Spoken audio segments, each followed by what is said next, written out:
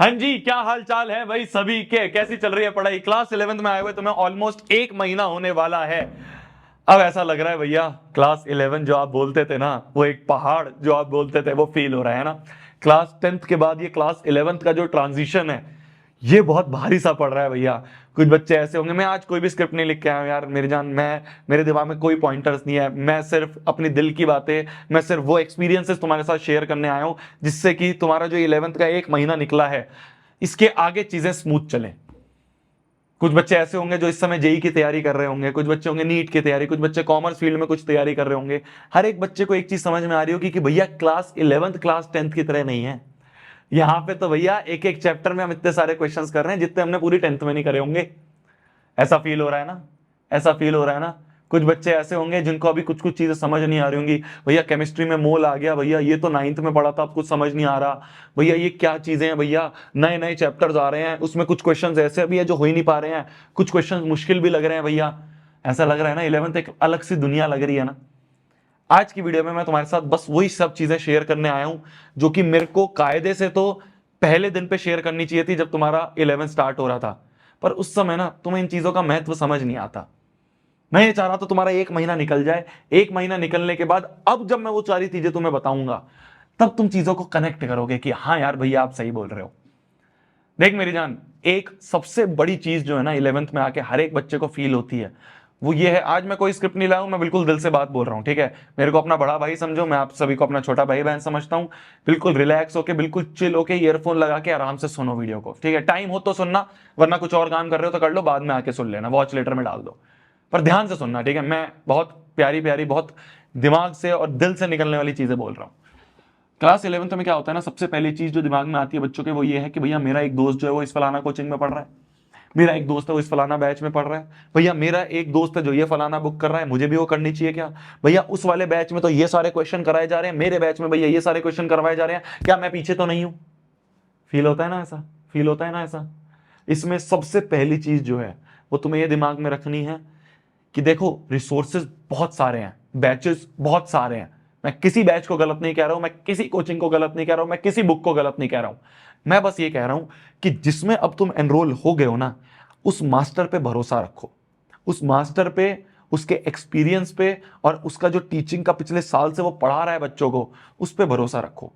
अब ये टाइम ये नहीं है कि हम कंपेयर करें, भैया उस बैच में तो ये चलता है, इस बैच में तो ये चलता है। तुम्हारे पास इतना टाइम ही नहीं है। वो जो लोग कर रहे हैं करने दो, जो बच्चे ऐसा कर रहे हैं करने दो। तुम्हारा मेन इस समय फोकस होना चाहिए कि जो मास्टर से इस समय मैं पढ़ रहा हूं, तुम हमसे पढ़ रहे हो, प्रारंभ बैच से पढ़ रहे हो, बहुत बढ़िया, हम पे भरोसा रखो। तुम फलाना किसी और बैच से पढ़ रहे हो, उस पे भरोसा रखो। सारे के सारे टीचर्स बहुत अच्छे हैं, सब बहुत मेहनत कर रहे हैं, सबके पास बहुत अच्छा एक्सपीरियंस है। जिस पे भी एनरोल हो गए हो, मैं ये नहीं कह रहा हूं कि तुम नेक्स्ट टॉपर्स पे हो तो नेक्स्ट टॉपर्स की बात सुनो। तुम किसी और प्लेटफॉर्म पे हो, किसी और तीसरे प्लेटफॉर्म, किसी और चौथे प्लेटफॉर्म पे हो, जिसमें भी एनरोल हो गए हो, अब उस मास्टर की बातों पे लकीर मान के भरोसा करना है। वो एक मास्टर कैपेबल है तुम्हें उस फलाना सीट तक पहुंचाने के लिए, चाहे तुम आईआईटी की बात करो, नीट की बात करो, सीए की बात करो, किसी की भी बात करो। वो जो टीचर है ना, वो टीचर कैपेबल है, तो उस पर भरोसा रखो। सबसे बड़ी गलती हम यही करते हैं कि हम 100 रिसोर्सेज के पीछे भागते हैं। हम सोचते हैं ये फलाना बुक भी कर लेता है, मेरा दोस्त कर रहा है, बहुत अच्छी बुक है, ये बुक भी कर लेता हूं, मेरे दोस्त कर रही है, बहुत अच्छी बुक है। अरे होंगी, बहुत अच्छी बुक होंगी, तुम्हारे पास टाइम नहीं है। तुम्हारे पास इस समय इतना टाइम नहीं है कि तुम 100 बुक्स करो। जो कोचिंग में तुम हो उसका मटेरियल तुम्हें दिया गया है, जिस मास्टर से तुम पढ़ रहे हो उस मास्टर ने तुम्हें नोट्स लिखवाए हुए हैं, वो मास्टर तुम्हें कुछ कुछ होमवर्क देता होगा, क्वेश्चंस, बस उतना भी कर लोगे ना, तुम अपनी 11वीं के 99% बच्चों से आगे होगे। क्योंकि 99% बच्चे वो भी नहीं करते। 99% बच्चे और 100 चीजों में भागते हैं। लास्ट में आके उन्हें पता चलता है कि यार इससे बढ़िया तो यही कर लेता जो टीचर बता रहा है। ये मैं तुम्हें अपना पर्सनल एक्सपीरियंस बता रहा हूं, मेरे दिमाग में भी यही था। मैं सोचता था कि यार ये कोचिंग के मॉड्यूल तो सब फालतू हैं, ये जो कोचिंग की डीपीपी है सब फालतू हैं, ये बुक कर लेता हूं, ये बुक बताया है भाई एक मेरे को, एक दोस्त ने, एक सीनियर ने, इस बुक से सब हो जाता है। तो भाई तू उस कोचिंग में क्यों पढ़ रहा है? बिल्कुल लॉजिकल सी बात है।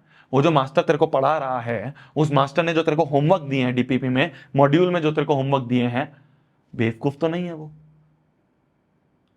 एक चीज समझ लो मेरी जान, अगर 11वीं में तुम्हें अपना काम, अपने होमवर्क से अलावा टाइम मिल रहा है और फलाना बुक करने का, मतलब तुम ये काम गलत कर रहे हो।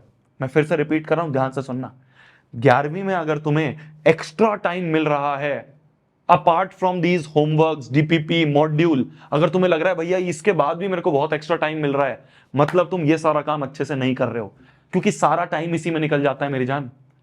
तुम्हारी एक दिन में मान लो, बिल्कुल अगर वर्स्ट केस भी ले लें, 2 क्लासेस हैं, 2 क्लासेस 1.5 घंटे की है ना, 2 क्लासेस होती है तुम्हारी, 2 क्लासेस हो गए 1.5 2 घंटे की, तो 2 क्लासेस जो है तुम्हारी, 2 क्लासेस जो है तुम्हारी, उन 2 क्लासेस में ही, उन 2 क्लासेस में ही तुम्हारे ऑलमोस्ट 4 घंटे निकल जाएंगे। उन 2 क्लासेस के नोट्स के रिवीजन की अगर मैं बात करूं, मैं बहुत इंपॉर्टेंट चीज बता रहा हूं, ध्यान से सुनना, लॉजिकल चीज बता रहा हूं, बच्चे इस चीज पे फोकस नहीं करते हैं।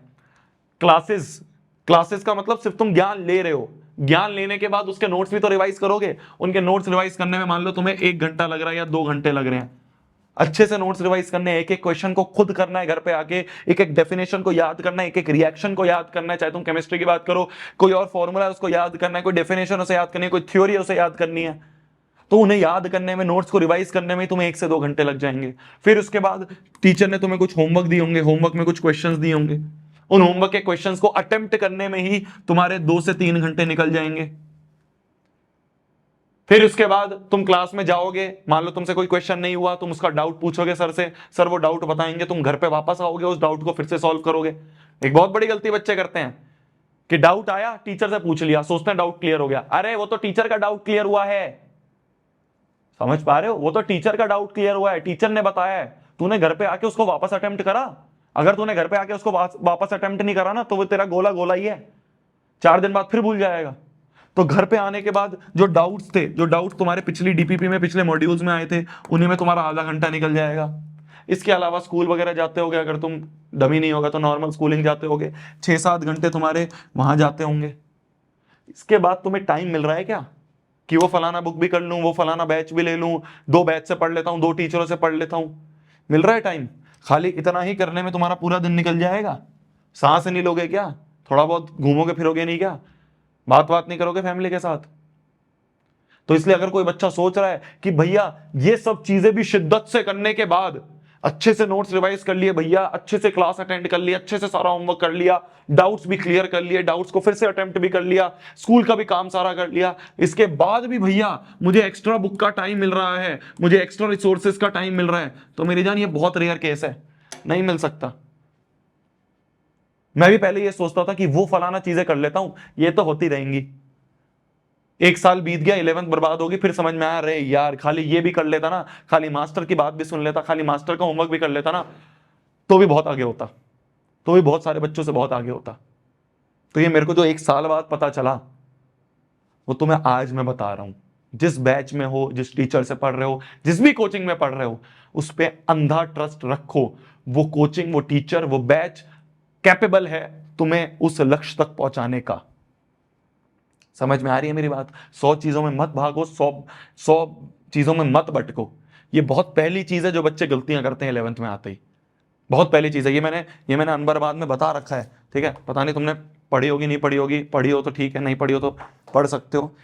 ये मैंने हर एक चीज को बहुत डिटेल में बता रखा है बुक में, पढ़ो, बहुत इंपॉर्टेंट बुक है। 2 से 2.5 घंटे लगेंगे पढ़ने में, पर पूरी 11वीं जो है वो सवर जाएगी। अमेजोन पे अवेलेबल है, जाके देख सकते हो, पूरी 11वीं सवर जाएगी। और इस चैनल पे जो भी वीडियोस आएंगी, ऐसी सीरियस वीडियोस आएंगी, मैं यहाँ पे हंसी मजाक करने, क्योंकि बड़ी क्लासेस में आओगे, अब हंसी मजाक का टाइम नहीं है, अब सीरियस टाइम है। जो भी चीजें आएंगी बिल्कुल दिल से आएंगी, बिल्कुल ऐसे अनस्क्रिप्टेड आएंगी, बिल्कुल रॉ आएंगी। ध्यान से सुनना एक एक चीज को, बिल्कुल रॉ चीजें बताऊंगा, वो चीजें बताऊंगा जो और फालतू का ज्ञान वाली चीजें नहीं, जो प्रैक्टिकल है, जो प्रॉब्लम है, जो मैंने फेस करी, जिसकी वजह से मैं बर्बाद हुआ, वो बताऊंगा। ये पहली चीज है जिसकी वजह से मैं बर्बाद हुआ था। मैं उन टीचरों पे भरोसा नहीं करता था, अबे उस कोचिंग में मैंने 2.5 लाख रुपए भरे हैं, उस पर फोकस नहीं कर रहा हूं, और 250 रुपए की 100 बुक्स पे फोकस कर रहा हूं। अच्छी बुक है, मैं ये नहीं कह रहा गंदी बुक्स हैं, बुक्स बहुत अच्छी है, पर तुम्हारे पास टाइम ही नहीं है ना, कहां से कर लोगे? और अगर तुम कर रहे हो, मतलब तुम इन चीजों को अच्छे से नहीं कर रहे हो, इन चीजों पर तुम फोकस नहीं कर रहे हो, इसको बस ऊपर ऊपर से कर रहे हो, फिर सोच रहे हो बुक कर लेता हूं। अरे ये सबसे बड़ा बेस है, ये सबसे बेसिक चीजें हैं। नोट्स हो गए, नोट्स को रिवाइज करना हो गया, नोट्स को कैसे रिवाइज करते हैं, ये सब चीजें मैंने तुम्हें 10th में समझा रखी है। फिर तुम चाहते हो एक वीडियो बना दूंगा, पर 11वीं है, इंपॉर्टेंट क्लास है, 11वीं सबसे मुश्किल क्लास मानी जाती है पूरी स्कूल लाइफ की। सीरियस रहना और बाकी फालतू चीजों में मत भटकना मेरी जान। इस समय मैं फिर बोल रहा हूं तुम्हें, 11वीं में बच्चा अपने आप को बाप समझने लग जाता है, बच्चा सोचता है मैं ही हूं बस, मेरे को माँ बाप से भी ज्यादा नॉलेज है, मेरे को टीचर से भी ज्यादा नॉलेज है, मैं तो स्कूटियों पे घूमूंगा, मैं तो दोस्त बनाऊंगा, मैं तो दोस्त नहीं बनाऊंगा, मैं बहुत बड़ा हो चुका हूं। इस भ्रम में मत रहना। अभी तुम्हें कुछ नॉलेज नहीं है, अभी तुम्हें कुछ नहीं पता इसके आगे तुम्हारे साथ क्या होने वाला है। इस भ्रम में मत रहना, तुम बाप बन चुके हो। मैं फिर बोल रहा हूं, बिल्कुल हार्श चीजें बोल रहा हूं।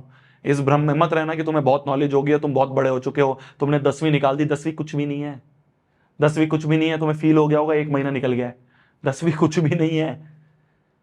पहली से 10वीं तक तुमने आज तक जितने टोटल क्वेश्चंस करे होंगे ना, पहली से 10वीं तक जितने टोटल क्वेश्चंस तुमने करे होंगे ना, उतने तुम 11वीं के 1 महीने में कर लिए होंगे। तो 10वीं तक कुछ भी नहीं है। तो 10वीं के नाम पे, 10वीं के मार्क्स पे चौड़ना मत। रिजल्ट आएगा उसको बस समझ लेना। यही सबसे पहला चैप्टर है बर्बाद का। इस बुक का सबसे पहला चैप्टर यही है कि 10वीं का रिजल्ट आता है, हम सोचते हैं हमें सब आता है। 10 CGPA आ गई भाई साहब, 95% आ गया, मेरे को सब आता है, बहुत बढ़िया, अच्छे नंबर हैं, बट सर पे मत चढ़ने दो, घमंड मत आने देना। मेरी तरफ से कुछ और चीज चाहिए हो, कुछ और चीज पे गाइडेंस चाहिए हो, बिल्कुल मेरे को कमेंट सेक्शन में बताना। तुम्हारी शोभित भैया 24/7 अवेलेबल है इस चैनल पे। जो भी चीज चाहिए तुम्हें होगी वो मैं लेके आऊंगा। तब तक के लिए भाई पढ़ना है, फोड़ना है, कहर मचा देना है, आग लगा देनी है। आई होप आपको चीजें समझ में आई होंगी। जहां पे हो उस पर फोकस करो, उसको अच्छे से पढ़ो, बैकलॉग नहीं होने देना है। दिन का क्वेश्चन क्या होता है, 10वीं तक क्या होता था, कोई एक चैप्टर अगर छूट गया कोई बात नहीं, टाइम मिलेगा कर लेंगे। 11वीं में अगर एक लेक्चर भी छूट गया ना, क्योंकि एक एक चैप्टर में 10-10 लेक्चर लगते हैं खत्म होने में, एक लेक्चर भी छूट गया ना पूरा चैप्टर उड़ जाएगा। कंसिस्टेंट रहना बहुत जरूरी है। मिलते हैं किसी और वीडियो में, तब तक के लिए भाई बाय बाय, टेक केयर। खाना खा लो आप भी, मैं भी खाना खा लेता हूं। Bye bye bye bye.